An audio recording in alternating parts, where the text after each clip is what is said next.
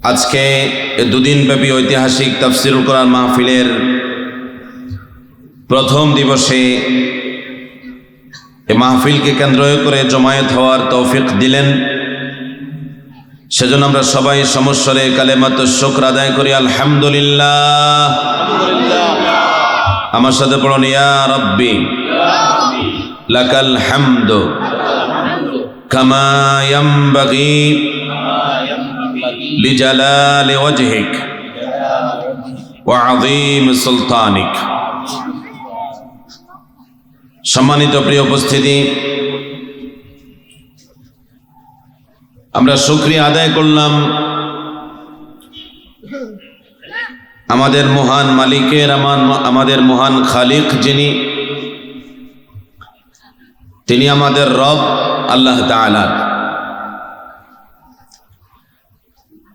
শুকরিয়ার যে ভাষাটি আমি আপনাদেরকে সাথে নিয়ে উচ্চারণ করেছি, আল্লাহ রাব্বুল আলামিনের শুকরিয়া আদায় করার জন্যে রাসূলুল্লাহ সাল্লাল্লাহু আলাইহি ওয়াসাল্লামের শেখানো ভাষাসমূহের মধ্যে, কথামালার মধ্যে এটি সেরা এক কথামালা, যে শব্দগুলো আমরা একটু আগে উচ্চারণ করেছি। আল্লাহ রাসূলের সাহাবী আব্দুল্লাহ ইবনে ওমর রাদিয়াল্লাহু তাআলা আনহুমা বর্ণিত হাদিস, রাসূলুল্লাহ সাল্লাল্লাহু আলাইহি ওয়াসাল্লাম সাহাবা ইকরামের সামনে একদিন অতীতের এক নেক গোলামের কিসসা কাহিনী উপস্থাপন করছিলেন। আল্লাহ রাসূল বলছেন যে নেক গোলামের কাহিনী আল্লাহ রাসূল আমাদের কাছে বর্ণনা করছিলেন।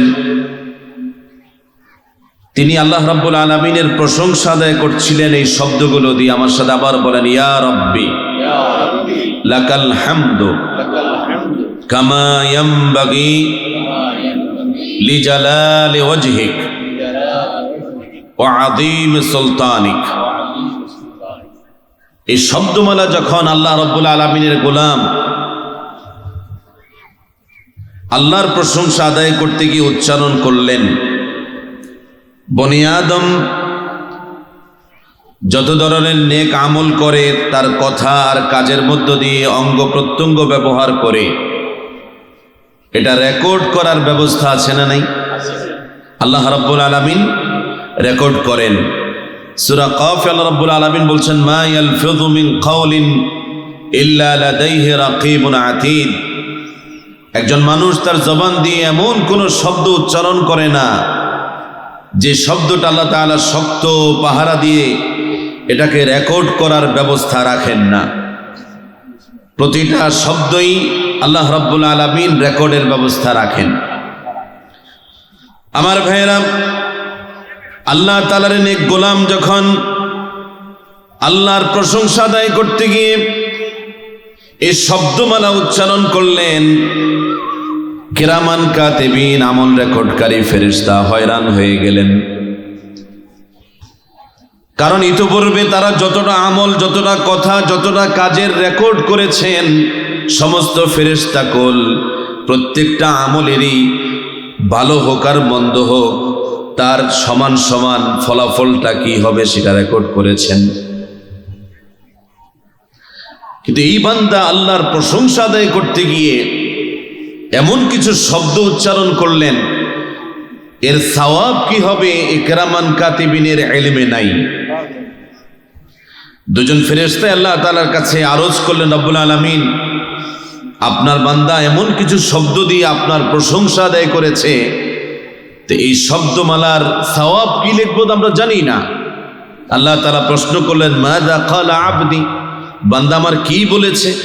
ফেরেশতারা আবার শব্দগুলো শোনাচ্ছেন। আপনার বান্দা বলেছেন, ইয়া রাব্বি লাকাল হামদু কামা ইয়ানবাগি লিজালালি ওয়াজহিক ওয়া আযীম সুলতানিক। আল্লাহ রাব্বুল আলামিন শব্দমালা শুনে ফেরেশতাদেরকে আদেশ করলেন, উকতুবা কামা ক্বালা আবদি, উকতুবা কামা ক্বালা আবদি ফাআজজিহি বিহা হাত্তা ইয়ালকানি আমার বান্দা আমার প্রশংসা আদায় করতে গিয়ে যে শব্দমালা উচ্চারণ করেছে, যে শব্দমালা সে তার জবান দিয়ে বের করেছে, এই শব্দটা ঠিক যেভাবে বলেছে সেভাবেই রেকর্ড করো, সেভাবেই জমা রাখো, আমলনামা এটা জমা করো। আমার বান্দা যখন আমার সাথে দেখা করবে সরাসরি এই শব্দের যাজা আমি তাকে দিয়ে দেব। কারণ এই শব্দের ওজন এত বেশি, এত ভারী, এর সওয়াব তোমরা লিখে আমলনামায় ভর ধরাতে পারবা না। আসলে বান্দা কি বলেছে? ওলামা ইকরামের কাছে পরিষ্কার যে শব্দগুলো আমরা উচ্চারণ করেছি, আসলে এই লোক আল্লাহ তাআলার প্রশংসা আদায় করতে গিয়ে কিছুই বলেন, প্রশংসা সূচক একটা শব্দ বলে নাই যে আল্লাহ আপনি ভালো, আপনি দয়ালু, আপনি আমার রব, আপনি আমার মালিক, আপনি আমার খালিক, আপনি আমাকে সবকিছু দেন, আপনি আমার কল্যাণ করেন, অকল্যাণ করেন, এমন কোনো একটা শব্দই বান্দা ব্যবহার করে নাই। বান্দা কি করেছে? বান্দা শুধু নিরুপায় আত্মসমর্পণ করেছে আল্লাহ তাআলার কাছে। কি বলেছে বান্দা? এতক্ষণ আমরা যে 2-3 বার পড়লাম, বান্দা শুধু এই কথাই বলেছেন, ইয়া রব্বি, হে আমার রব, লাকাল হামদু, আপনার জন্য সমস্ত প্রশংসা আমি দিচ্ছি। কিরকম প্রশংসা আমি আপনার আদায় করবো এটা আমি জানি না। আপনার কুদরতি চেহারাটা কত বড়, আপনার কুদরতি চেহারার শান ও মান যদি আমার জানা থাকতো, সে আলোকে আমি কিছু শব্দ বানাতাম। আর আপনি যে বিশাল রাজত্ব করেন, এই রাজত্বটা কত বড় এটাও আমার জানা নাই। এই রাজত্বের সীমা পরিসীমা আমি আন্দাজ করতে পারছি না।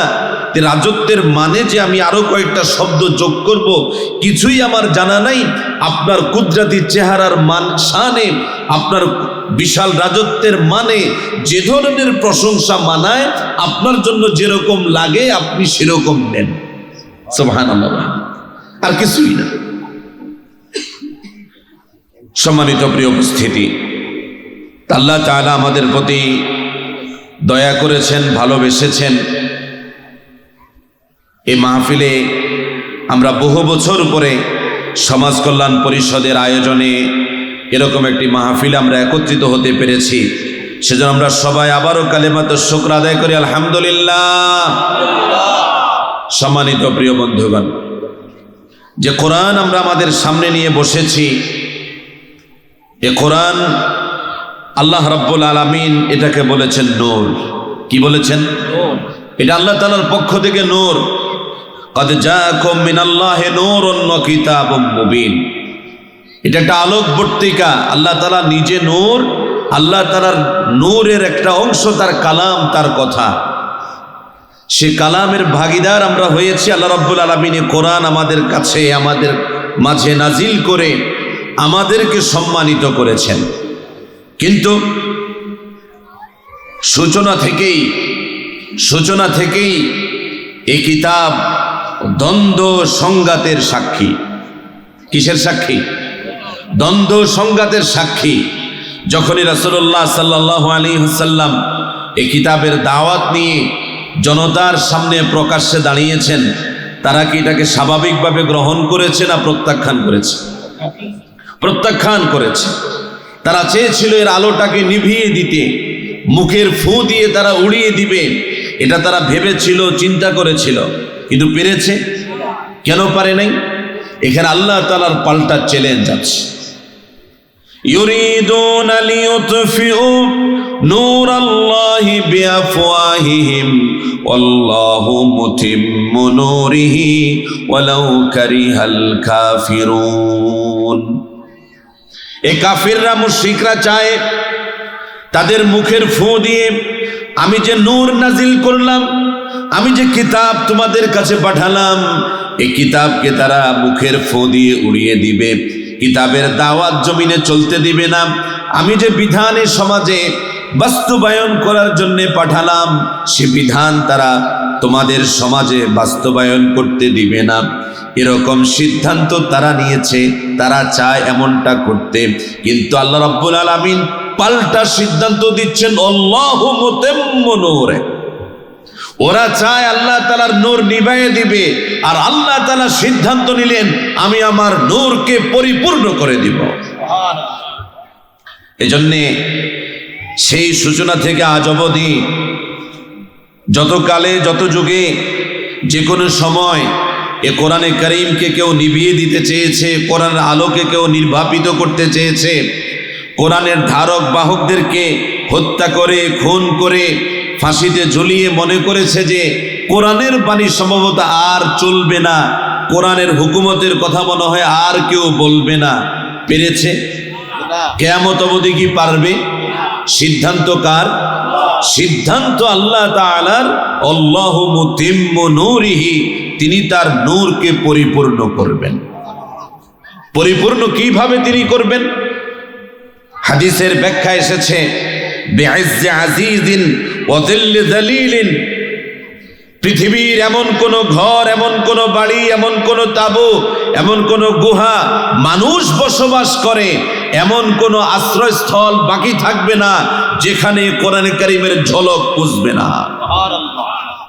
প্রত্যেকটা জায়গায় কোরআনে কারীমের ঝলক, কোরআনে কারীমের নূর গিয়ে পুষবে। কিভাবে পুষবে? বিইজ্জি আজিজিন ওয়া যিল্লি যালিলিন। হয় কোরআন যাকে সম্মান দেয়ার, যে সম্মান পাওয়ার, এ কোরআন যথাযথভাবে তাকে সম্মানিত করে তার ঝলক দেখাবে, অথবা এ কোরআনের সাথে যারা বেয়াদবি করবে, কোরআনে কারীমের সাথে যারা আবু জাহাল, আবু লাহাব অথবা সাহেবাদের মতো আচরণ করবে, তাদেরকে চূড়ান্তভাবে অপদস্থ করে অপমানিত করে কোরআন তার ঝলক দেখাবে। দেখাইছে কি দেখায় নাই? দেখাইছে কি দেখায় নাই? এ কোরআন কিয়ামত পর্যন্ত এভাবেই তার নূর নিয়ে আমাদের মাঝে আলোকিত থাকবে। কোরআন এমন একখানা কিতাব, এর সাথে যার টাচ লাগে, মানুষ হিসাবে আপনার আমার কাছে যার পজিশনটা, তার পজিশনটা যেখানেই হোক না কেন, আল্লাহ রাব্বুল আলামিন তার মর্যাদা অনেক উপরে বাড়ায় দেন। কতটা উপরে? কিভাবে তোলেন? আমিরুল মুমিনিন ওমর ইবনুল খাত্তাব রাদিয়াল্লাহু তাআলা আনহু হিমস নগরীতে সফরে আছেন, বিভিন্ন এলাকার দায়িত্বশীলদের সাথে। সেখানেই আমিরুল মুমিনিনের সাথে দেখা। আমিরুল মুমিনিন মক্কার গভর্নরকে দেখতে পেয়ে জিজ্ঞাসা করলেন, মান ইস্তাউলাইত? ইস্তাউলাইতা মান? মক্কার গভর্নর, মক্কার গভর্নর গরি তুমি কাকে দিয়ে আসছো? কার উপর তোমার এই দায়িত্বটা অর্পণ করে আসছো? মক্কার গভর্নর জবাব দেন, ইবনা আবি আবজা, আবু আবজার মতো একটা ছেলেকে আমি দায়িত্বে বসাই আসছি, চেয়ারে বসে আসছি। ওমর ফারুক রাদিয়াল্লাহু তাআলা আনহু আবু আবজাকে চিনতে পারেন না। মান ইবনু আবি আবজা? আবু আবজা আবার কেডা? যাকে ওমর চিনেন না, সে মক্কা গভর্নরগিরি করে। মক্কার গভর্নর জবাব দেন, হুয়া মিন মাওয়ালিনা। আমিরুল মুমিনিন, একটা সময়ে যারা ইসলাম যখন ছিল না অথবা দুর্বল অবস্থায় ছিল, ইসলামের আগমনের আগে থেকে যারা দাসত্ব করছিল, আবু জাহাল, আবু লাহাব অথবা সাহেবাদের, এরকম দাস শ্রেণীর একটা মানুষ ইবনু আবি আবজা, যে আগে দাস ছিল এখন সে সম্মানিত হয়েছে, এখন সে স্বাধীন, এরকম একটা স্বাধীন গোলাম শ্রেণীর মানুষ হচ্ছে আবু আবজা। আমিরুল মুমিনিন যেন ভাবনায় পড়ে গেলেন, গভর্নরগিরির দায়িত্ব দেওয়ার জন্য তুমি আর কাউরে পেলে না? একটা দাস শ্রেণীর মানুষ আগে এই জায়গায় ছিল। এখানে আশরাফে কোরাইশরা আছে, কোরাইশ বংশের বড় বড় গোত্রের তারা পজিশনধারী লোকেরাও আছে, সম্মানিত কেবার সাহাবা একরাম আছেন। আমিরুল মুমিনিনকে মক্কার গভর্নর আশ্বস্ত করছেন, আমিরুল মুমিনিন আপনি নিশ্চিন্ত হন, আমি যাকে গভর্নরের দায়িত্ব দিয়ে আসছি তার যোগ্যতা শুনেন। এক নম্বর যোগ্যতা হচ্ছে ইন্নাহু কারিউন লিকিতাবিল্লাহ, সেই কোরআনে কারীমের একজন ভালো মানের পাঠক, ভালো মানের আলেম। সুবহানাল্লাহ, ভালো মানের পাঠক, ভালো মানের আলেম। তার আরো কিছু যোগ্যতা উল্লেখ করলেন। আমিরুল মুমিনিন মক্কার গভর্নরের বক্তব্য শোনার পরে আশ্বস্ত হয়ে উপস্থিত লোকদেরকে বললেন, মুসলিম শরীফের হাদিস, আমা সামি'তুম কওলা নবিয়িকুম, তোমরা কি তোমাদের নবীর বাণী, এই কথা কি তোমরা শোনো নাই? আল্লাহ রাসূল বলেছেন, ইন্নাল্লাহা ইয়ারফাউ বিহাদাল কিতাবি কওমান ওয়া ইয়াদউ বিহি আখারিন। আল্লাহ রাব্বুল আলামিন এই কিতাবের সাথে ভালো আচরণ করার কারণে, এই কিতাবের হক আদায় করার কারণে, এই কিতাবের আলেম হওয়ার কারণে, কারি হওয়ার কারণে, এই কিতাবের সাথে ভালো আচরণ করার কারণে আল্লাহ তাআলা এই কিতাবের কারণে, এই কোরআনের কারণে একটা জাতিকে সম্মানিত করেন, একটা জাতির মর্যাদা অনেক উপরে তোলেন। আবার এই কিতাবের সাথে বেয়াদবি করার কারণে, বিশ্বাস না করার কারণে, কিতাবের প্রতি যথাযথ হক আদায় না করার কারণে আল্লাহ রাব্বুল আলামিন এই কিতাবের কারণেই আবার তাদেরকে একেবারে বেইজ্জতি করে সবার নিচে তাদেরকে অপদস্থ করে রাখে।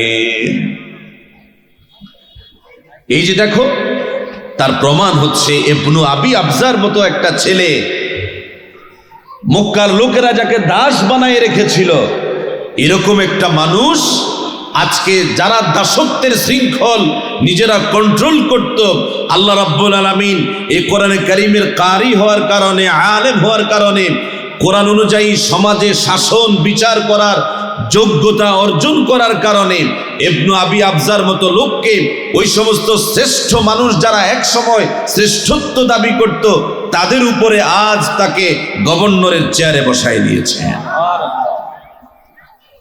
আমার বন্ধুগণ, কোরআনে কারীম এমন একখানা কিতাব, এর সাথে যদি টাচ লাগে একজন ব্যক্তি সম্মানিত হয়।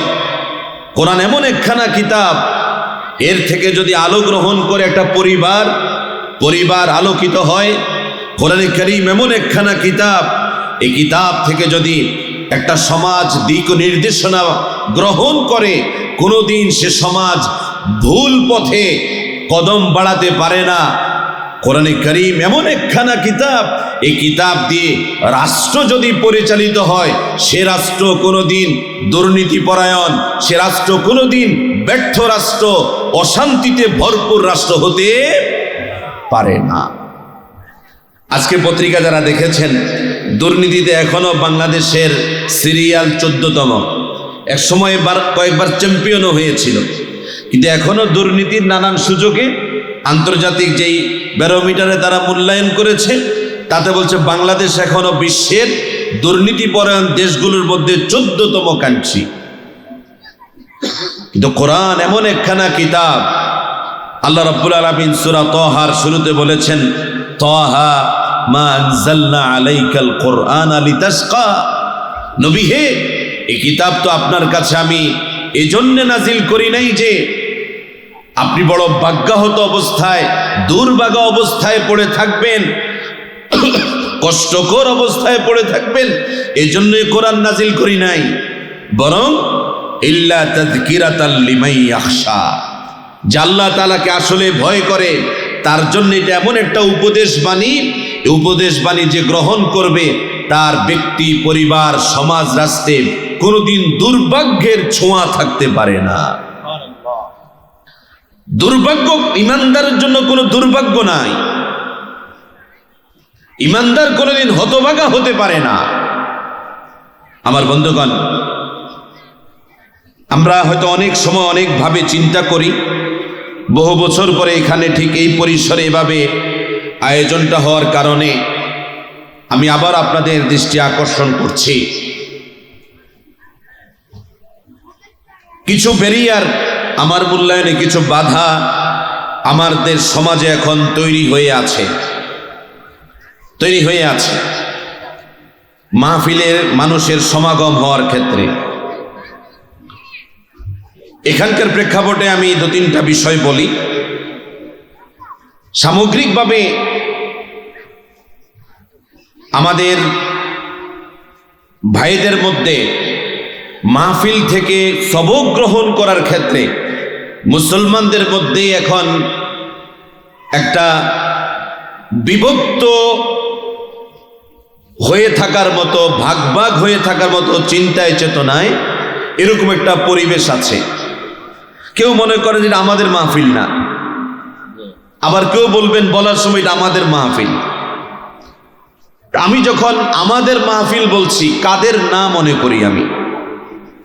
যদি এটা কোরআনে কারিমের মাহফিল হয়, কোরআনের দোহাই দিয়ে যখন এই মাহফিলের আয়োজন করা হয়েছে, এই মাহফিলটা কোনো ব্যক্তির, কোনো গোষ্ঠীর, কোনো দলের না, সকল ইমানদারের, সকল ইমানদারের। এই জায়গাটায়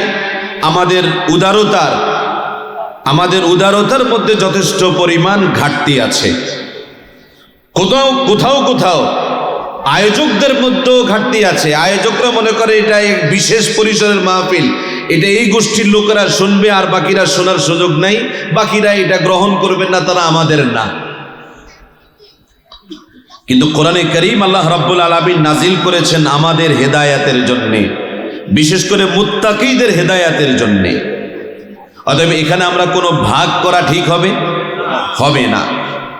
দ্বিতীয় আরেকটি স্পষ্ট আমি কথা বলি, এটাও কোথাও সমস্যা হচ্ছে, কোথাও এই সমস্যাটা হচ্ছে মাহফিলের পরিসরগুলো থেকে, মাহফিলের মঞ্চগুলো থেকে কথা বলার সময় আয়োজকরা অথবা আয়োজকদের দিকে তাকিয়ে আলোচকরা যারা আসেন তারা খুবই গোষ্ঠীবদ্ধ হয়ে কথা বলেন, এক কেন্দ্রিক হয়ে কথা বলেন, সবাইকে সাথে নিয়ে কথা বলতে পারেন না।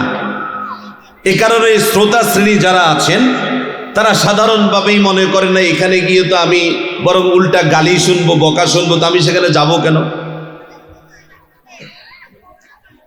কষ্ট করে যখন কোরআনে কারিমের এরকম একটা মাহফিলের আয়োজন করা হবে, আয়োজক সবার দিক থেকেই এরকম একটা উদার জায়গা থাকতে হবে যে এই মাহফিল সকল ইমানদারের জন্যই, সকল মুসলমানের জন্যে, সবার এখানে স্পেস আছে, সবাই আসবেন, সবাই সম্মানিত হবেন, সবাই শুনবেন।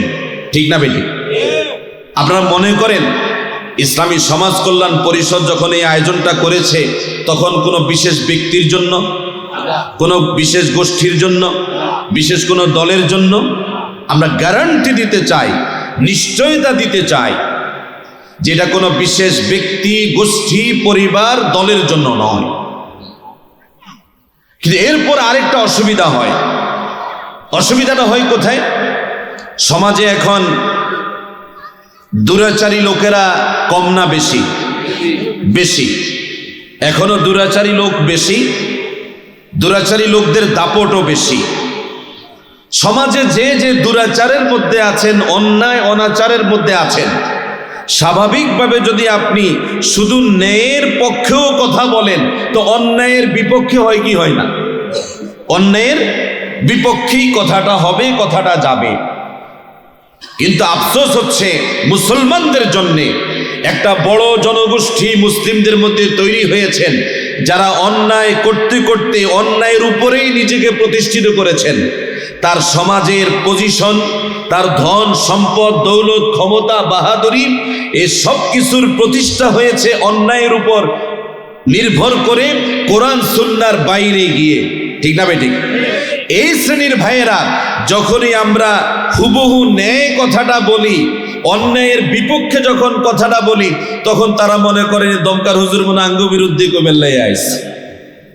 এরকম একটা মেজাজ মুসলমানদের মধ্যে আছে না নাই? মসজিদ ইমাম সাহেবরা যখন মিম্বার থেকে কথা বলেন তখনও এরকম পরিস্থিতি মাড়ান কি মাড়ান না? এরকম পরিস্থিতি তারাও বাড়ান। কোনো সময় তো ইমাম সাহেবরা বলতেও পারেন নাই, ডান দিকে তাকাইয়া সুদের বিরুদ্ধে কথা বলা যায় না, বাম দিকে তাকালে ঘুষের বিরুদ্ধে বলা যায় না, সামনের দিকে তাকালে বড় টেরর মাস্তানের বিরুদ্ধে কথা বলা যায় না। নানান ধরনের পরিস্থিতির মধ্যে আমাদেরকে পড়তে হয় কি হয় না? এই কারণে কোরআনে কারীম থেকে খোলা মনে যেভাবে আমাদের কথাবার্তা শোনার মেজাজ থাকা দরকার ছিল ইমানদারদের, সেটা এখন আর ইমানদার নামে, মুসলিম নামে আমরা যারা আছি তাদের নাই। আর 2 মিনিটে 2টা কারণ বলি, আপেক্ষিক কারণ। কোথাও এমন হয় যে মনে করা হয় যে মাগরিবের নামাজের পরে তো আর এত বড় বক্তা নাই, এত গুরুত্বপূর্ণ আলোচনা আর কি হবে, অতএব এখন আড্ডাবাজি করে কাটাই, এসার পরে আস্তে আস্তে যাবনি। এই মানসিকতা আছে না নাই? আছে। কিন্তু এখন যদি আপনি ঠিক এই দুর্বল চিন্তার কারণে ঘুরেন, আড্ডা দেন, অগুরুত্বপূর্ণ কাজে নিজেকে ব্যস্ত রাখেন, কাজটা জায়েজ না না জায়েজ, হালাল না হারাম, একেবারে এটা কি সগীরা গুনাহ না কবিরা গুনাহ? কবিরা গুনাহ।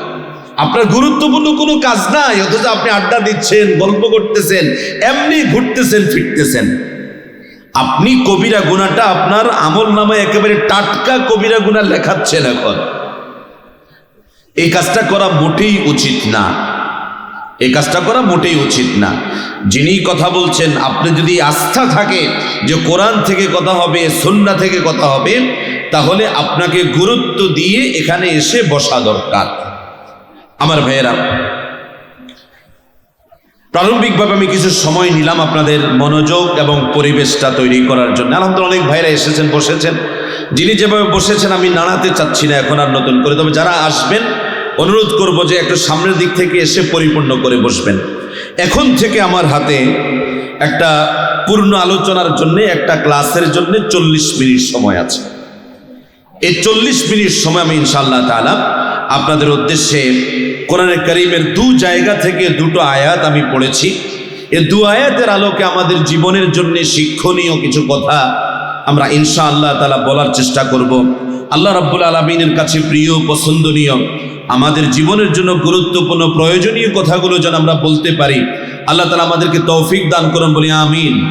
আরো জোরে বলি আমিন।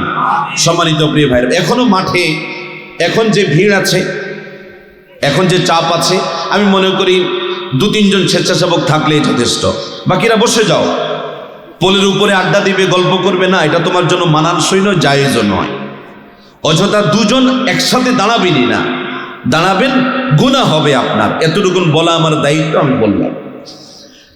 আমার বন্ধুগণ, প্রথম যে আয়াতটা আমি তেলাওয়াত করেছি, এটি সূরা আল আহজাব, কোরআনে কারীমের 33 নম্বর সূরা। কত নম্বর? 33 নম্বর সূরা, সূরা আল আহজাবের। এখানে আল্লাহ রাব্বুল আলামিন আয়াত দিয়েছেন সর্বমোট 73টা। কয়টা? 73টা। এর মধ্যে আমি যে আয়াতটা তেলাওয়াত করেছি এটা হচ্ছে 72 নম্বর আয়াত। কত নম্বর আয়াত? 72 নম্বর আয়াত। এই 72 নম্বর আয়াতটা আমরা বুঝবো। এখানে আমাদের মৌলিকভাবে টার্গেট হলো 4টা। কয়টা? 4টা। এই ক্লাসে বসে, এই 40 মিনিটের ক্লাসে আমাদের মৌলিকভাবে টার্গেট 4টা। এক, যে 2টো আয়াত আমি সামনে নিয়েছি, এই 2 আয়াত সম্পর্কে পরিপূর্ণরূপে জানেন এরকম ভাইয়েরা, ওলামা ইকরাম এখানে আছেন কি নাই? আছেন, জানেন। তাহলে আমাদের জানা বিষয়টা একটু তাজা হবে, 1 নম্বর। দ্বিতীয়ত, যারা কিছুটা হলেও জানেন এই 2 আয়াত সম্পর্কে, এরকম আছেন না নাই? আছেন। তো তাদের এই অল্প জানার সাথে আরেকটু যোগ হবে। তৃতীয় আরেক দল থাকতে পারেন যারা আসলে এই 2 আয়াত সম্পর্কে কিছুই জানেন না, বুঝেন না। এরকম একটা বড় দল থাকার সম্ভাবনা আছে না নাই? তাহলে তারা নতুন করে জানবেন। কয়টা হলো? 3টা। 3 গ্রুপ হলো। 3 গ্রুপের 3 কাজ। আর কমনলি শেষ কাজটা হচ্ছে, এবার আমি যা জানলাম, যা তাজা করলাম, যা যোগ করলাম, নতুন করে যা শিখলাম, একটা আয়াত সম্পর্ক যদি আমি জানি বা বুঝি, এটা আমি আরেকজনকে জানাবো, এটা আমার জন্য ফরজ। তাহলে আমাদের প্রত্যেকের জন্য এবার গ্রুপে ভাগ করলে কাজ কয়টা হলো? 2টা। গ্রুপ বলছি 3টা, কাজ কয়টা? কাজ 2টা। যিনি আগে থেকে জানেন তার জন্য হলো তাজা হলে এবার আবার জানাবেন, বলবেন। যিনি কম জানেন, একটু যোগ করলেন, তিনিও দাওয়াতি কাজ করবেন। যিনি নতুন করে জানলেন তার জন্য দায়িত্ব হচ্ছে একটা আয়াত সম্পর্কে আপনি এখন থেকে এই মাহফিল থেকে বের হয়ে গিয়ে আপনি আপনার ওয়ানজির আশিরাতাকাল আকরাবিন, আত্মীয় স্বজন, পাড়া প্রতিবেশী, সমাজবাসী, আপনার বন্ধু মহল যাকে পাবেন, আপনি যদি বুঝেন যে সে আয়াত সম্পর্কে জানে না, বুঝে না, তাহলে এই আয়াত সম্পর্কে তাকে জানানো, বুঝানো, বলা আপনার জন্য ফরজ। আমরা কি কাজ ঠিক করতে পারছি? এই কাজটা মাথায় রেখে আমরা সামনের কথাগুলো শুনবো। কি বলছেন আল্লাহ রাব্বুল আলামিন?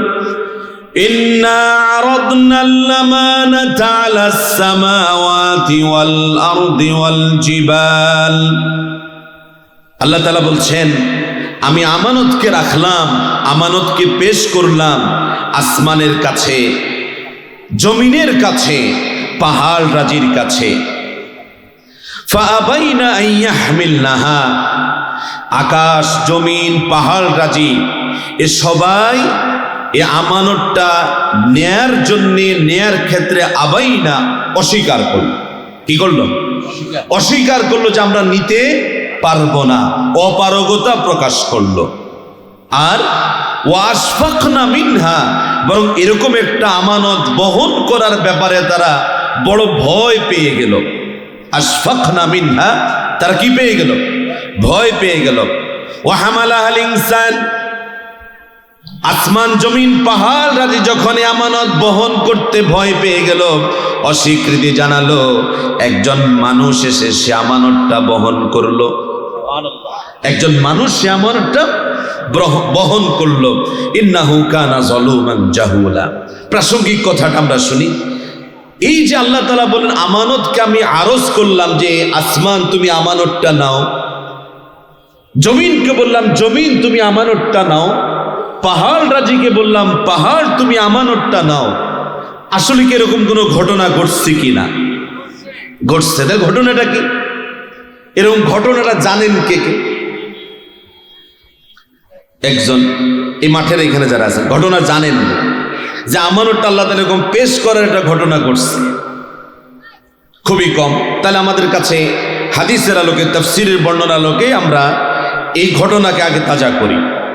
প্রকৃত যে ঘটনাটা অনেক মুফাসসিরিন ইকরাম তাফসীর গ্রন্থে উল্লেখ করেছেন, আল্লাহ রাব্বুল আলামিন আদম আলাইহিস সালামকে সৃষ্টি করার পরে যখন সমস্ত রূহগুলোকে একত্রে সৃষ্টি করলেন, রূহের জগতে আদম আলাইহিস সালামও হাজির আছেন, ফেরেশতারাও হাজির আছে।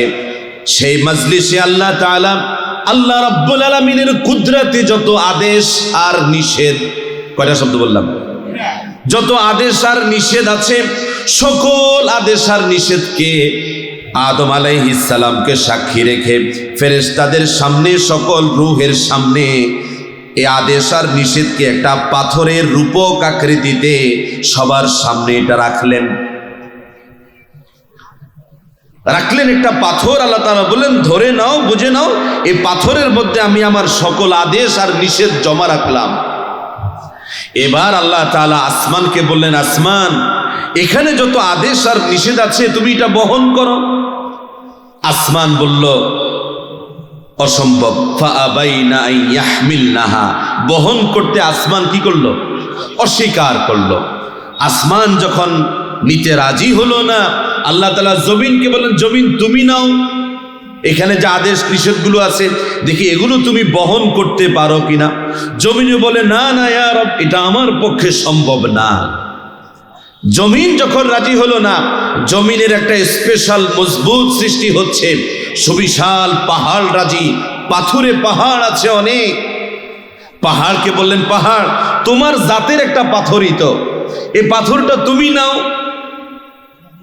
পাথরও তো জানে, পাহাড়ও তো জানে যে এখানে তো আসলে পাথর না, আছে কি? আছে কি? আল্লাহ তাআলার আদেশ, আল্লাহ তাআলার নিষেধ। পাহাড়ও অস্বীকার করলো, অসম্ভব, রব্বুল আলামিন এটা আমরা নিতে পারবো না। আদম আলাইহিস সালাম যেন মিটমিটে হাসেন, এটা কোনো একটা কারবার। এই ছোট্ট একটা পাথর আল্লাহ রব্বুল আলামিন এখানে রাখলেন, এ পাথরই তো। আদেশ নিষেধের ভার কি, বোঝা কি, এটা এখন আদম টের পান নাই, পাথরই তো। আদম আলাইহিস সালাম, কোরআনে কারীমের বর্ণনাও এখানে মাদ্রাসা পড়ুয়ারা সবার কাছে পরিষ্কার। হামালা শব্দটা কর্তৃপক্ষের ফর্মে আছে, ফেল মারুফ, বহন করেছেন। হুমেলানা, তার উপর চাপাইয়া দেওয়া হয়েছে। আল্লাহ তাআলা এই শব্দ এখানে বলেন নাই, হামালা, আদম বহন করেছেন। আদম বললেন রব্বুল আলামিন আসমান জমিন পাহাড় রাজি সবাই যখন এটা নিতেন অস্বীকার করলো, তা আমি দেখি পারি কিনা, আমি নেই। আদম আলাইহিস সালামকে আল্লাহ তাআলা নিতে চাও যেহেতু নাও। আদম আলাইহিস সালাম বিসমিল্লাহ বলে পাথরটা উঠালেন হাঁটু পর্যন্ত, আর পারেন না, আবার রেখে দিলেন। আল্লাহ তাআলা বললেন আদম উঠাইছো যখন, তো দ্বিতীয়বার আবার উঠাও, আবার উঠাও। আদম আলাইহিস সালাম আবার আল্লাহ তাআলার নাম নিয়ে উঠালেন। এবার দ্বিতীয় টানে কোমর পর্যন্ত আসলো। কোন পর্যন্ত? কোমর পর্যন্ত পাথরটা উঠিয়ে আদম আলাইহিস সালাম আবার পাথরটা রেখে দিলেন। তৃতীয়বার এবার আল্লাহ রাব্বুল আলামিন বলেন, আদম কোমর পর্যন্ত যখন উঠিয়েছো, আর একটু চেষ্টা করো, দেখি জায়গা মতো নিতে পারো কিনা। আদম আলাইহিস সালাম এবার আল্লাহ রাব্বুল আলামিনের নামে আবার পাথরটা টান দিলেন, উঠালেন, উঠিয়ে একেবারে এক ঝটকায় কাঁধ পর্যন্ত নিয়ে আসলেন। বোঝা কোথায়? মানুষ হাঁটুতে নেয় না কাঁধে নেয়? আদম আলাইহিস সালাম পাথরটা কাঁধে উঠালেন। এবার আদম আলাইহিস সালাম পাথরটা রাখতে যাবেন মাটিতে বা নিচে, আবার রেখে দিতে যাবেন। আল্লাহ রাব্বুল আলামিন বলছেন, আদম যেখানে উঠিয়েছো সেখান থেকে আর নামানোর সুযোগ নাই। আলা কাতিফিকা ওয়া আলা কাতিফি যুররিয়াতিকা ইলা ইয়াউমিল কিয়ামা, তোমার কাঁধে আর তোমার বংশধর যারা কিয়ামত পর্যন্ত আসবে তাদের সবার কাঁধে আমি আমার আদেশ নিষেধ নামক যত বোঝা আছে সকল বোঝা চাপাইয়া দিলাম। ইন্না আরাদনাল আমানা, আমানতকে আমি দিতে চেয়েছি আসমান জমিন পাহাড় রাজির কাছে। এবার বুঝেছেন আমানত কি? আমানতটা কি? আমানত আল্লাহ তাআলার আদেশ, আল্লাহ তাআলার নিষেধ। আল্লাহ রাব্বুল আলামিন আল্লাহ তাআলার এই আদেশ ও নিষেধকে আদম আলাইহিস সালাম থেকে শুরু করে যুগে যুগে প্রত্যেকটা জাতিতে গোষ্ঠীতে নবীদের মাধ্যমে ওহীর আকারে পাঠিয়েছেন। যখন যে কালে যে যুগে যে সময়ে যে আদেশটা প্রয়োজন, যে নিষেধটা প্রয়োজন, আল্লাহ রাব্বুল আলামিন সেটাই নাজিল করলেন, সেটা পাঠালেন আদম আলাইহিস সালামের মাধ্যমে। আদম আলাইহিস সালামের সময়কালে যা দরকার সেটা পাঠালেন। আবার নূহ আলাইহিস সালামের সময়ে নূহ আলাইহিস সালামের জন্য তার জাতি তার গোষ্ঠীর জন্য যা দরকার তা নাজিল করলেন। এভাবে যুগে যুগে প্রত্যেক কালে আল্লাহ রাব্বুল আলামিন লিকুল্লি কওমিন হাদ, প্রতিটি জাতির জন্য প্রতিটি গোষ্ঠীর জন্য এই হেদায়েতটা পাঠানোর ব্যবস্থা করলেন। সর্বশেষ হেদায়েতটা হচ্ছে আল কোরআন। সর্বশেষে আল্লাহ রাব্বুল আলামিন তার আদেশ আর নিষেধ পাঠালেন কোন কিতাবের মাধ্যমে? বলেন কোন কিতাবের মাধ্যমে? সর্বশেষ রাসূল মুহাম্মদুর রাসূলুল্লাহ সাল্লাল্লাহু আলাইহি ওয়াসাল্লামের মাধ্যমে আল্লাহ রাব্বুল আলামিন তার সকল আদেশ নিষেধ পাঠালেন। এই কোরআনের মাধ্যমে আদেশ নিষেধ নাজিল হওয়ার পর আল্লাহ তাআলার আর কোনো আদেশ নিষেধ বাকি আছে? বলেন কোনো কিছু বাকি আছে? কোনোটাই আল্লাহ রাব্বুল আলামিন বাকি রাখেন নাই। মা ফাররাতনা ফিল কিতাবি মিন শাই, কোনো কিছুই আমি এই কোরআনে উল্লেখ করার ক্ষেত্রে বাকি রাখি নাই।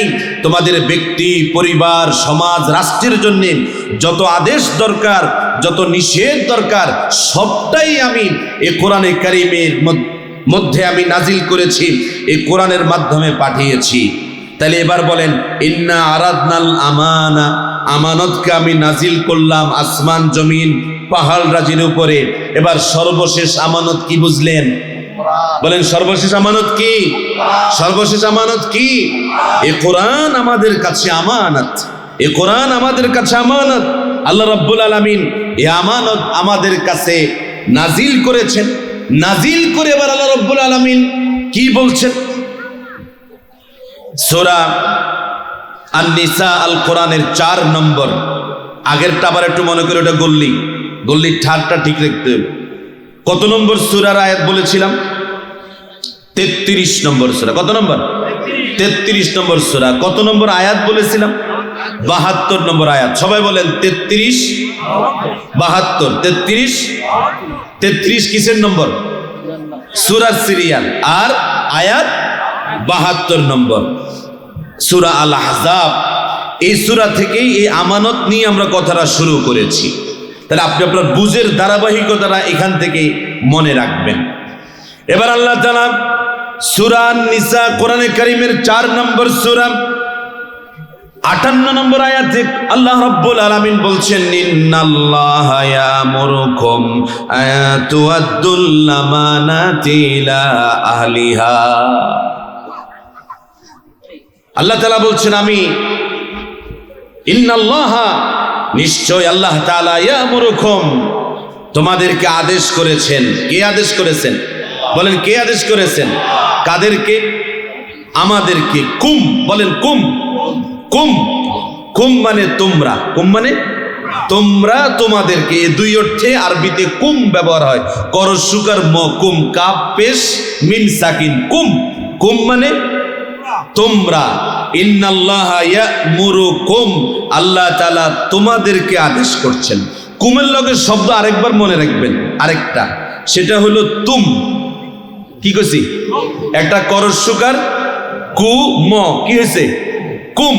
এবার হলো তরসুকার ম, তুম, তা পেশ মিম সাকিন, তুম। তুম মানেও তোমরা, তুম মানেও কি? তোমরা। বলেন এক নম্বর শব্দ কি কইছি? কুম। সবাই কন, আরো জোরে, কুম। দ্বিতীয় তুম।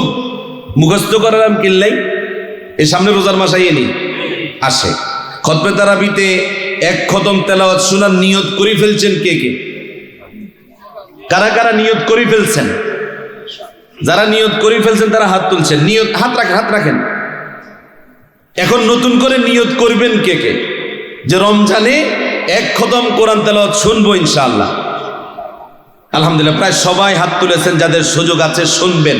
এ যতবার হাবেজ সাহেব কুম আর তুম কইব, কি কইব? কুম আর তুম। আপনি বুঝবেন আল্লাহ তাআলা কার সাথে কথা বলে? আমার সাথে। এই যত জায়গায় কুম আর তুম আছে, আল্লাহ তাআলা কাদেরকে নিয়ে কথা বলছেন? খালাকাকুম, তোমাদেরকে সৃষ্টি করছেন। তাহলে আমাকে সৃষ্টির কথা বলছেন। আনতুম, তোমরা। যতবার কুম আর তুম, তোমরা মানে কি? আমরা। মনে থাকবে দুইটা শব্দ। আর হাবেজ শব্দকে অনুরোধ করবে একটু শুনাইয়া শুনাইয়া পড়িয়েন। এমন ভাবে পড়িয়েন না যে কোরআন দিয়ে কুম আর তুম গেছে মুসল্লিরা টেরই পায় নাই, শুধু শেষে ইয়ালামুন আর তালামুন বুঝছে।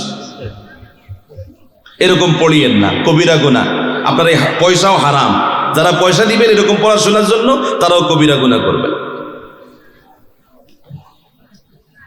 এটা কোরআনে কারীমকে চূড়ান্ত রকম একটা অপমান, চূড়ান্ত রকম অপমান। এখানে ওলামা একরাম যারা আছেন, প্রসঙ্গত আমি বলছি, অনুরোধ করব একজোট হন। সব হাবেজ সাহেব একজোট হন।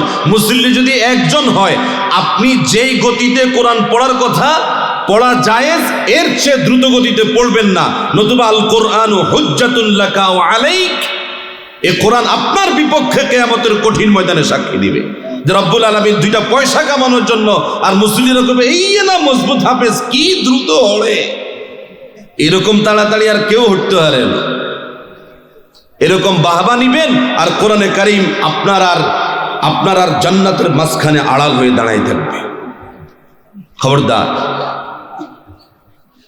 ইন্নাল্লাহা ইয়ামুরুকুম, আল্লাহ তাআলা তোমাদেরকে আদেশ করছেন। কি আদেশ করছেন? আন তুআদ্দুল আমানাতি ইলা আহলিহা, তোমরা যত আমানত আছে সকল আমানত, যে যে আমানতের হকদার, আমানতের হকদারের কাছে ওই আমানতটা পৌঁছাইয়া দাও। কি পৌঁছাইয়া দাও? কি পৌঁছাইয়া দাও? আমানত পৌঁছাইয়া দাও। যে যে আমানত পাবেন সে আমানতটা পৌঁছাইয়া দাও। এখন আমরা সাধারণত আমানত বলতে কি বুঝি?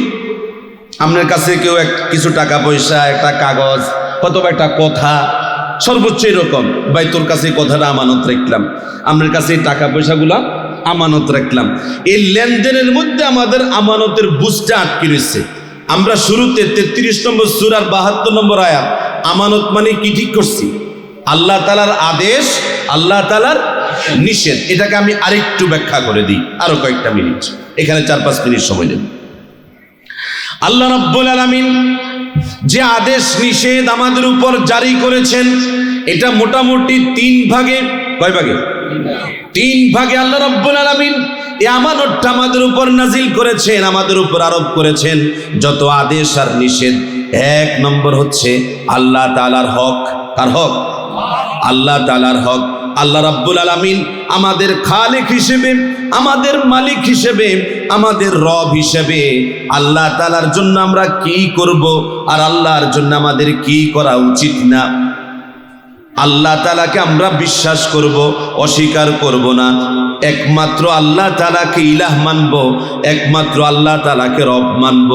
ইলাহ মানার ক্ষেত্রে, রব মানার ক্ষেত্রে আর কাউকে শরীক করব না।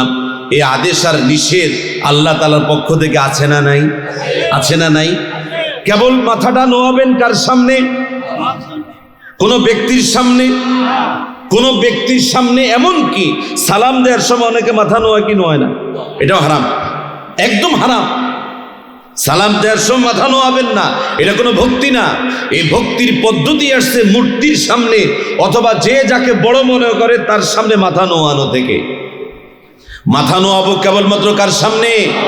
আরো জোরে, কার সামনে?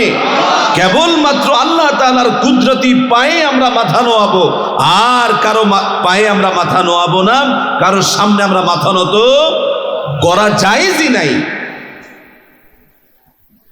তাহলে আল্লাহ রাব্বুল আলামিন স্রষ্টা হিসেবে আমরা সৃষ্টি, আমরা সৃষ্টি। যে স্রষ্টা আমাকে আপনাকে বানালেন, এই রাজগঞ্জ নামক এলাকায় আমাকে আপনাকে পাঠালেন, আমি আপনি কি রাজগঞ্জ নামক এলাকা চিনতাম, জানতাম? ওই যে বললাম, জানেনও আপনারা, রুহের জগতে থাকতে কি আমরা জানতাম যে রাজগঞ্জ নামক একটা সুন্দর এলাকা আছে? কেউ কি এমন ঘটেছে রব্বুল আলামিন রুহের জগতে হাজার বছর লক্ষ বছর পার হয়ে যায়, আর ভালো লাগে না, আর ভালো লাগে না। শুনছি রাজগঞ্জ নামক একটা এলাকা আছে, ওখানে বেশ উন্নত এলাকা, দামি এলাকা, মানি এলাকা, সেখানে একটু আমাকে পাঠাইয়ে দেন। এরকম কেউ রুহের জগতে দরখাস্ত করছেন? মনে পড়ে? দরখাস্ত করে কি আমরা কেউ আসছি? যত রূহ আল্লাহ রাব্বুল আলামিন তৈরি করছেন, সব রূহ কি আল্লাহ রাব্বুল আলামিন যদি না চান সবটা কি দুনিয়াতে জীবন নিয়ে মানুষ হিসেবে জন্ম হয়? হয় না। কার ইশায় আমার আপনার? কার ইশায় আমার আপনার আগমনটা? আল্লাহ তাআলার ইশায়। দুনিয়ার কোন মাতবর যারা পাওয়ারগিরি দেখায়, গরম যারা দেখায়, এদের কি যদি আল্লাহ রাব্বুল আলামিন ট্যাক্স দিয়া বা সিস্টেম যদি এরকম হইতো যে আপনার জন্ম হবে রাজগঞ্জ এলাকায়, তাহলে রাজগঞ্জের ইউনিয়ন চেয়ারম্যান যিনি, তার অনুমতি নিয়ে আপনার জন্মের ব্যবস্থা করা লাগবে। তাহলে মনে করেন সবার জন্ম হইতো? মনে করেন না, সবার জন্ম হইতো না। ফেরাউন সবার স্বাভাবিক জন্ম স্বীকার করে না, করে?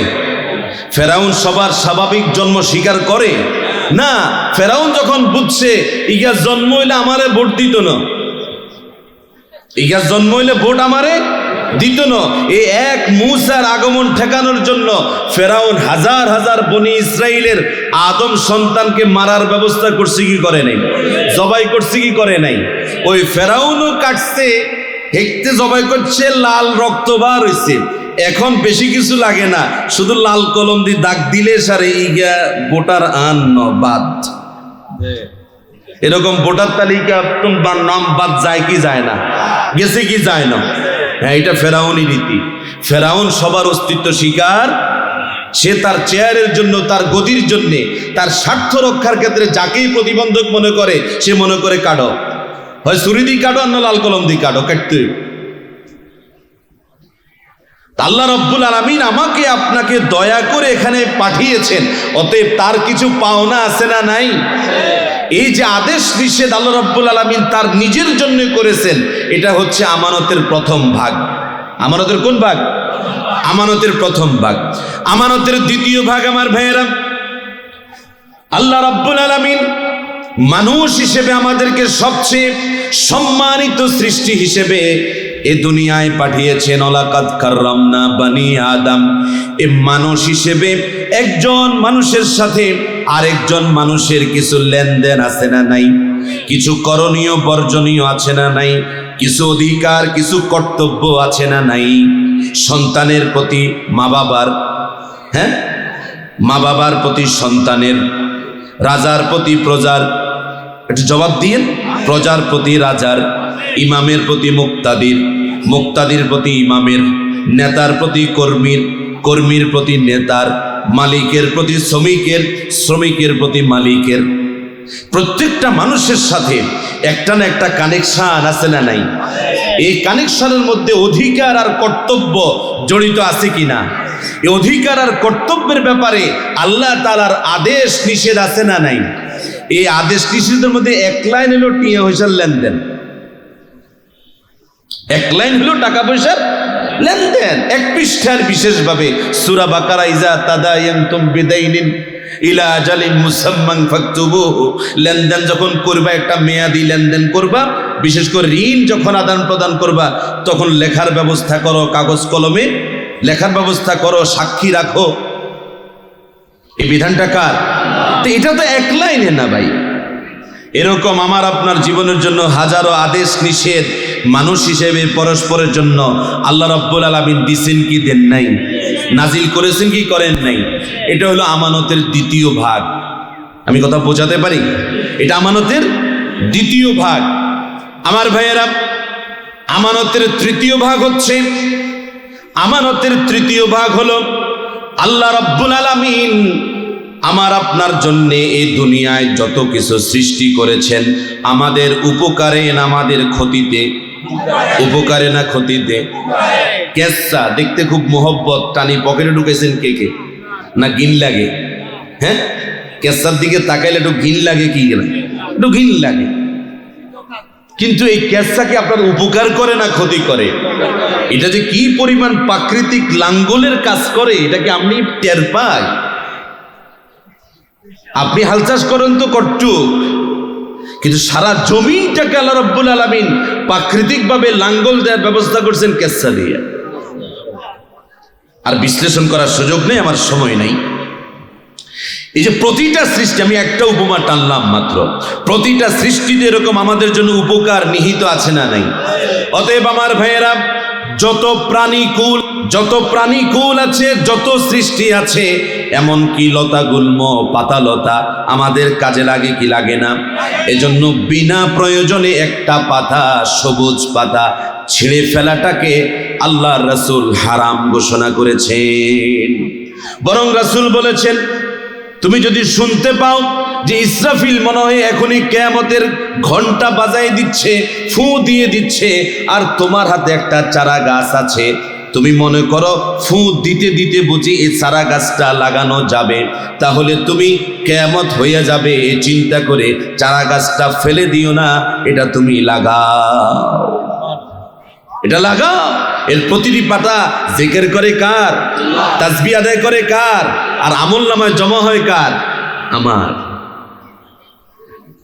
অতএব এই পাতালতা থেকে শুরু করে যত প্রাণী আছে, চার পাই যত জন্তু আমার আপনার আশেপাশে আছে, এ সব কিছুর প্রতি আমাদের কিছু করণীয় আছে না নাই? এলে গরুর মতো হিটবেন, মানে গরুরই হিডন জায়েজ, এবার মানুষেরও গরুর মতো হিডো। বিনা কারণে বিনা প্রয়োজনে একটা গরুকেও একটা ছাগলকেও পিটানো জায়েজ না হারাম? হারাম।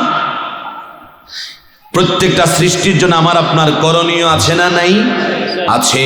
প্রত্যেকটা সৃষ্টির জন্য করণীয় আছে। এটা হচ্ছে আমানতের তৃতীয় ভাগ। কয় ভাগ বললাম? কয় ভাগ? 3 ভাগ। প্রথম ভাগ কার? জোরে বলেন, প্রথম ভাগ কার? আল্লাহ তাআলা। দ্বিতীয় ভাগ মানুষের। দ্বিতীয় ভাগ মানুষের। তৃতীয় ভাগ সকল সৃষ্টির। সকল। ইন্নাল্লাহা ইয়া'মুরুকুম আন তুআদ্দুল আমানাতি ইলা আহলিহা, আল্লাহ তাআলা আদেশ করেছেন যেন সকল আমানত তোমরা যে যেটা পাও না তাকে সেটা দাও, তাকে সেটা বুঝাইয়া দাও। এবারে একটা স্পেশাল আমানতের কথা বলি। আমানতের ব্যাখ্যায় একটা হাদিস শুধু আমি যোগ করি। আল্লাহ রাসূল সাহাবায়ে কেরামকে ওয়াজ করছেন, নসিহত করছেন। সাহাবায়ে কেরামকে নসিহত করার মাঝখানে একজন সাহাবী ঢুকলেন, মিন আরাবিন, একজন বেদুইন মরুচারী সাহাবী ঢুকলেন। ইয়া রাসূলুল্লাহ, ঢুকতে ঢুকতে তিনি প্রশ্ন করছেন, ইয়া রাসূলুল্লাহ, মাতা সাআহ, কিয়ামত কখন হবে? কিয়ামত কিয়ামত কখন হবে? মাতা সাআহ। আল্লাহ রাসূল সাহাবীর প্রশ্নের জবাব দেন না, তিনি কথা বলেই চলছেন, ওয়াজ করেই চলছেন। সাহাবায়ে কেরামের মধ্যে গুঞ্জন চলছে। সম্ভবত একদল বলছেন আল্লাহ রাসূল শুনেন নাই, এই কারণে প্রশ্নের জবাব দিচ্ছেন না, নতুবা প্রশ্ন শুনে জবাব দেন না, এরকম তো রাসূল করেন নাই, এরকম রাসূল করেন নাই। আরেক দল বলছেন না, মনে হয় রাসূল শুনছেন, তবে কথার মাঝখান দিয়ে এভাবে প্রশ্ন করাটাকে রাসূল মনে হয় অপছন্দ করেছেন। কান্নাহু কারিহাহা, এভাবে সুয়াল করাটাকে রাসূল হয়তো অপছন্দ করেছেন, এই কারণে রাসূল হয়তো প্রশ্নের জবাব দিচ্ছেন না। একটু বছরে আল্লাহ রাসূল তার কথা থামালেন। তার কথা থামিয়ে এবার রাসূল খোঁজ করছেন আইনা সাইল। একটু আগে যে জিজ্ঞেস করছিল কিয়ামত কবে হইব, এবারটা কই? আইনা সাইল, প্রশ্নকারী কোথায়? এবার প্রশ্নকারী সাহাবীর হৃদয়ে যেন একটু পানি আসলো, একটু সাহস পেলেন। হা আনা ইয়া রাসূলুল্লাহ, হে আল্লাহ রাসূল, আমি তো প্রশ্ন করেছিলাম। আমি? ও, তুমি প্রশ্ন করছিলা? আল্লাহ রাসূল বলছেন, ইদা দুইয়াতিল আমানাতু ফান্তাযিরিস সাআহ, ইদা দুইয়াতিল আমানাতু ফান্তাযিরিস সাআহ, যখন কিয়ামত দেখবা নষ্ট করে, যখন দেখবা যে আমানতকে নষ্ট করে ফেলা হচ্ছে, আমানত রক্ষা করা হচ্ছে না, আমানতকে বিনষ্ট করা হচ্ছে, তখন তুমি কিয়ামতের অপেক্ষা করি। তা আমানতের কয় ভাগ কইছিলাম? কয় ভাগ? আবার কোন প্রথম ভাগ কার? দ্বিতীয় ভাগ কার? মানুষের। তৃতীয় ভাগ সব সৃষ্টি, সব। এই ব্যাখ্যা সাহাবা ইকরামের জানা ছিল কি ছিল না? এখন সাহাবা ইকরাম তো ঠিক করতে পারতেছেন না। ইদা দুইয়াতিল আমানা, আলিফ লাম দিয়ে একটা এক বচন শব্দ, এটা দিয়ে তো একটা নির্দিষ্ট আমানত তো বুঝাইতে পারে। কাইফা ইয়াদাতুহা ইয়া রাসূলুল্লাহ, হে আল্লাহ রাসূল, আমানতটা কিভাবে নষ্ট হবে একটু যদি বলতেন, আপনি কোন আমানতের কথা বলতেছেন? আমার ভাইয়েরা, আল্লাহ রাসূল বলছেন, আল্লাহ রাসূল বলছেন, ইদা উসিদাল আমরু ইলা গায়রি আহলিহি ফান্তাযিরিস সাআ, যখন তুমি দেখবা অযোগ্য লোকের কাছে দায়িত্ব অর্পণ করা হচ্ছে, তখন তুমি কিয়ামতের অপেক্ষা করো। তার মানে ব্যাখ্যা কি দাঁড়াইলো? অযোগ্য লোকের কাছে দায়িত্ব অর্পণ করাটাই হচ্ছে আমানতের খেয়ানত, আমানত নষ্ট করা। অযোগ্য লোকের কাছে আমানত অর্পণ করাটাই কি? খেয়ানত। এখন আসেন, অযোগ্য লোকের কাছে আমানত অর্পণ করার মানেটা কি? অযোগ্য বলতে কি? আপনার দৃষ্টিতে আমি যোগ্য, আবার আরেকজনের দৃষ্টিতে মনে হবে যে এ মিয়া অযোগ্য। তাহলে এক একজনের এক এক চিন্তা হতে পারে কি পারে না? এক একজনের এক এক চিন্তা হতে পারে। এ কারণে ওলামায়ে কেরাম, মুহাদ্দিসিনের ব্যাখ্যা এখানে আছে না নাই? আছে। মুহাদ্দিসিন এখানে গায়রু আহলের ব্যাখ্যা দিচ্ছেন, গায়রু আহলিল আমানাতি ওয়াদ দ্বীন, গায়রু আহলিল আমানাতি ওয়াল ইলমি ওয়াদ দ্বীন। বলছিলাম আল্লাহ রাসূল বললেন গায়রে আহলের কাছে দায়িত্ব অর্পণ করলে কি নষ্ট হয়? আমানত নষ্ট হয়। আর আমানত নষ্ট হওয়া মানে তুমি কিয়ামত গনাইছে, এটা বুঝবে। তাহলে গায়রে আহল কি? অযোগ্যকে। অযোগ্যতার মাপকাঠিটা ওলামায়ে কেরাম ঠিক করেছেন, যার কাছে সত্যিকারী দ্বীনের ইলম নাই, দ্বীনের আমল নেই। কি নাই? দ্বীনের ইলম নাই। যে জানে না যে এই কোরআনের বিধান দিয়ে, আদেশ নিষেধ দিয়ে কিভাবে তার দায়িত্বটা পালন করতে হবে, এবং বাস্তবে যে এই ইলম অনুযায়ী দায় দায়িত্ব পালন করে না, সে হচ্ছে অযোগ্য। এটা ওলামায়ে কেরামের এক নম্বর ব্যাখ্যা। সেই অযোগ্য যার কাছে কি নাই? যার কাছে তার দায়িত্ব পালন করার জন্য কোরআনে কারীমের ইলম নাই, সুন্নাহর ইলম যার কাছে নাই, সে হলো অযোগ্য। আর এই কারণে সে স্বাভাবিকভাবে আমানতের খেয়ানত করে, তখন তার কাছে মানুষের জীবনের নিরাপত্তা থাকে না, সম্পদের নিরাপত্তা থাকে না, সম্মানের নিরাপত্তা থাকে না। এই তিনটা জিনিস নষ্ট করে। কি কি? জীবন, সম্পদ, সম্মান।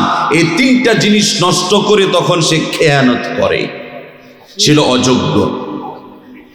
এখন দেখেন, তাহলে এই দায়িত্বটা উসিদা শব্দ ওলামায়ে কেরাম ভালো বুঝেন। এই ব্যাখ্যালের বাবে তাফঈলের শব্দটা হলে দায়িত্ব অর্পণ করার প্রশ্ন। কিসের প্রশ্ন? দায়িত্ব অর্পণ করার প্রশ্ন। যে দায়িত্ব যখন অর্পণ করা হয়, এবার দায়িত্ব আমরা অর্পণ করি কি করি না? করি কি করি না? করি। যেমন মুসল্লিরা সবাই মিলে ইমাম ঠিক করে কি করে না? হাফেজ ঠিক করে কি করে না? মুয়াজ্জিন ঠিক করে কি করে না?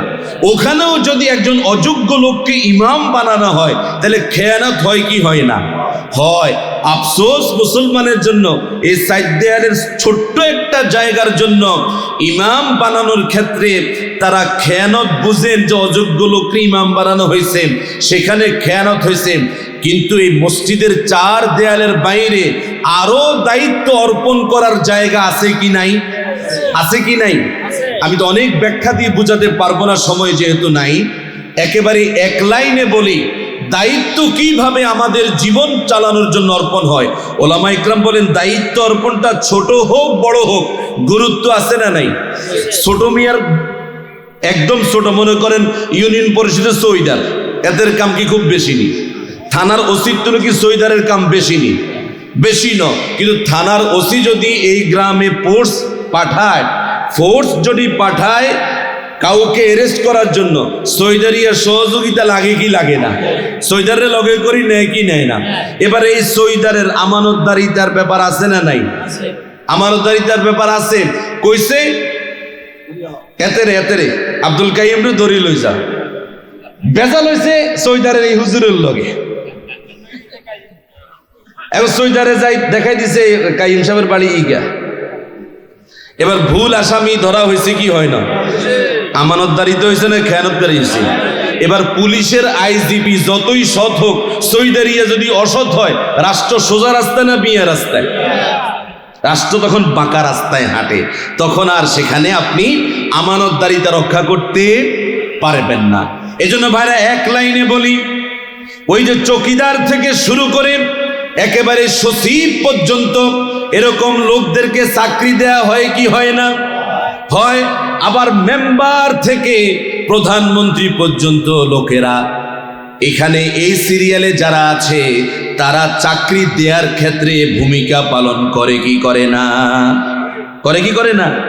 এবার মেম্বার আর চেয়ারম্যান থেকে শুরু করে প্রধানমন্ত্রী পর্যন্ত তাদেরকে দায়িত্ব অর্পণ করে কারা? আমরা জনগণ। আমরা জনগণ। এবার বুঝেন এখানে আমানতদারিতার ব্যাপার আছে না নাই? আমানতদারিতার ব্যাপার আছে না নাই? আমরা কি এই পর্যন্ত বাংলাদেশের, অন্তত বাংলাদেশের যদি আমরা 54 বছর যদি বলি, 71 সাল থেকে 2024 পর্যন্ত, আর আরেকটু যদি কাছে যায় যেটা এখন আমরা মনে রাখতে পারছি কিছু, 47 সাল থেকে 71 সাল, ওই 24 বছর আর এখান থেকে 54 বছর, এই জায়গায় যে যেখান থেকে দায়িত্ব পালন করাইছে, করছে, দায়িত্ব অর্পণ করছি, তারা কি আমানতদারিতা বজায় রাখতে পারছেন? হ্যাঁ, আমানতের পক্ষে কি আমরা গেছি না বিপক্ষে গেছি? ওই যে আমানতের ব্যাখ্যা দিতে দিতে আমরা কোন জায়গা দাঁড়ছিলাম? সময় শেষ, আমি জানি সময় শেষ, 2 মিনিট লাগবে আমার ফিনিশিং দিতে। আমানতের ব্যাখ্যা কোন জায়গায় গেছি? এই কোরআনটা কি আগতন মিল দিয়ে আমানত মানে আল্লাহর আদেশ, আল্লাহর নিষেধ, এটাই মনে আসেনি? আমানত মানে কার আদেশ? আমানত মানে কার নিষেধ? আল্লাহর আদেশ, আল্লাহর আদেশ নিষেধ সর্বশেষ কোন কিতাবে? আল কোরআনে। তাহলে সর্বশেষ আমানতটা কি? আল কোরআন। এবার এই 24 বছরে, বিগত 15 বছরে না ভোট দেন ন, দিতেন হারেন ন, যে তারা ভোট চালাইছে হেতারাও ঠিক মতো দেয় না, দেওয়ার দরকারও মনে করে না। এমনি যত ভোট দিছেন, দেওয়ার সুযোগ পাইছেন, এই যে কারা কারা এই কোরআনের পক্ষে সিল মারছেন, হাত তোলেন দেখি। সিল দেয়ানের সময় আপনি বুঝি শুনি দিছেন যে সিলটা কোরআনের পক্ষে গেছে। আচ্ছা, কোরআনের পক্ষে ডিরেক্টলি কোরআনের পক্ষে আমরা ভোটটা দিতে পারছি। ওখানে কি আমানতদারিতা ছিল না? এই আমানতদারিতা রক্ষা করার কথা কে বলেছেন? কে বলেছেন? আদেশটা কার? যোগ্য ব্যক্তি, যে তোমার দিন, যে তোমার আমানতদারিতা রক্ষা করতে পারবে, যার কাছে ইলম আছে। তলুত মার্কা লোককে তুমি তোমার বাদশা বানাও, জালুতকে তোমার বাদশা বানাইও না। তোমার বাদশা হবে কে? তলুত। বনি ইসরাইল যখন বাদশা চাইলো যে একজন বাদশা নিযুক্ত করো, আল্লাহ তাআলা বাদশা বানালেন কাকে? ইন্নাল্লাহা ক্বাদ জাআলা লাকুম তালুতা মালিকা, তালুতকে আল্লাহ তাআলা বাদশা বানাইলেন। বনি ইসরাইলকে না হইতো না, এত রাজাগিরি বাদশাগিরি করবো কেমনে, মাতব্বরি করবো কেমনে? ওয়ালাম ইউতা সাআতাম মিনাল মাল, এত তো হইসার গরম নাই, কি নাই? এত হইসার গরম নাই, খাইতেও হারে না, খাওয়াইতেও হারে না। চিলড্রেনের সময় এরকম হিসাব আছে না নাই? কি আইনতো হারে, খাইতেও হারে, খায়ও হারামটা, খাওয়াটো আরেক একজনের বিজিএফ কার্ড আরেকজনের দিয়ে দেয়, আমানত না খেয়ানত। আমরা তো খুশি, খাইতেও হারে, খাওয়াইতেও হারে। এই যে বনি ইসরাইল নিতে চাইল না, হইসার গরম নাই, আল্লাহ কেন হইতো না তালুতকে রাজা মানতে হবে কেন? ও জাআলাহু বাসতাতান ফিল ইলম। এক নম্বর তোমরা দেখবা এই রাজত্বটা, এই দায়িত্বটা পালন করতে গিয়ে তার কাছে আমার ইলমটা আছে কিনা, কোরআনের বিধানটা আছে কিনা, সে কোরআনের বিধান জানে কিনা। সে তো কোরআনের বিধান জানেই না, কিভাবে সে মেম্বারগিরি থেকে প্রধানমন্ত্রী পর্যন্ত দায়িত্ব পালন করবে, চৌকিদারগিরি থেকে শুরু করে সচিব পর্যন্ত দায়িত্ব পালন করবে? কোরআনে নাই, সুন্নায় নাই, এটা তো সে জানেই না, সে পালন করবে কিভাবে? এরকম জানা লোক তৈরি করেন, আর এরকম জানা লোক বসানোর ব্যবস্থা করেন। কোন দলের কর্মী সেটা দরকার নাই, যার কাছে কোরআন আছে আমি তার কাছে। এটা হচ্ছে আমানত। ইন্নাল্লাহা ইয়ামুরুকুম আন তুআদ্দুল আমানাতি ইলা, আল্লাহ তাআলা বলেছেন আমানতকে যথাযথভাবে যে পাওনা তার কাছে দাও। আল্লাহ তাআলা ওই যে আমানতটা আসমান জমিন পাহাড় রাজিকে দিতে চেয়েছেন, নেন নাই, নিয়েছে আদম। সে আদমের আমানত গ্রহণের ধারাবাহিকতায় এই কোরআন এখন আমাদের কাঁধে। অতএব এখন থেকে এই কোরআন নিয়ে আমরা এই আমানতের বোঝা নিয়ে চলতে রাজি আছি তো? আল্লাহ তাআলাকে দুহাত তুলে দেখায় নারায়ে তাকবীর, নারায়ে তাকবীর। সকল জায়গায়, সকল পোস্টে, প্রত্যেকটা জায়গায়, কি প্রশাসনিক কি রাজনৈতিক, প্রত্যেকটা জায়গায় দায়িত্ব অর্পণ করার ক্ষেত্রে আল কোরআন দিয়ে মাপা লাগবে কি লাগবে না? লাগবে কি লাগবে না? মাপার জন্য রাজি আছি সবাই? নারায়ে তাকবীর। আসসালামু আলাইকুম ওয়া রাহমাতুল্লাহি ওয়া বারাকাতুহু।